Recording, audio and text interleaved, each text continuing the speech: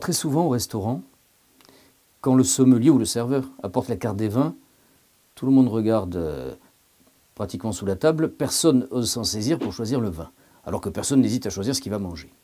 C'est vrai qu'il y a un petit blocage par rapport à la carte des vins. Beaucoup de gens s'imaginent que le vin est réservé à des initiés et qu'il faut avoir un savoir particulier pour pouvoir choisir du vin sur une carte de vin. Très sincèrement, si on est un peu amateur et si la carte des vins est bien élaborée, on peut s'en sortir tout seul, il n'y a absolument aucun problème.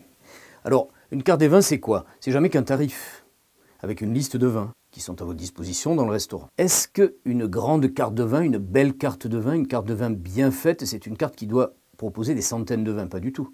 Quelques dizaines de vins, c'est déjà une carte de vin. En moyenne en France, on doit trouver 50 à 60 vins sur les cartes des vins, et c'est déjà un choix qui est assez exhaustif. Il y a tout simplement 3 mentions obligatoires sur une carte des vins. Ce que le législateur appelle la dénomination de vente, qui correspond pour le vin à son appellation, au sens large du terme. Ça peut être une AOC, ça peut être une IGP, voire un vin sans IG, sans indication géographique. Et puis la quantité qu'on va vous servir, très souvent c'est une bouteille, très souvent l'usage veut qu'elle fait 75 centilitres, et le prix correspondant à cette quantité. Et le restaurateur n'est tenu d'inscrire rien d'autre.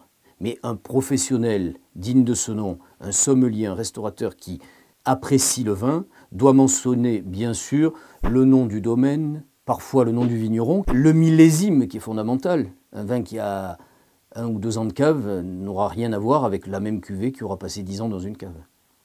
Évidemment, tout ça doit être classé intelligemment par couleur, puis par région, et la plupart du temps, quand on se trouve dans une région viticole, la carte des vins commence par les appellations de la région en question.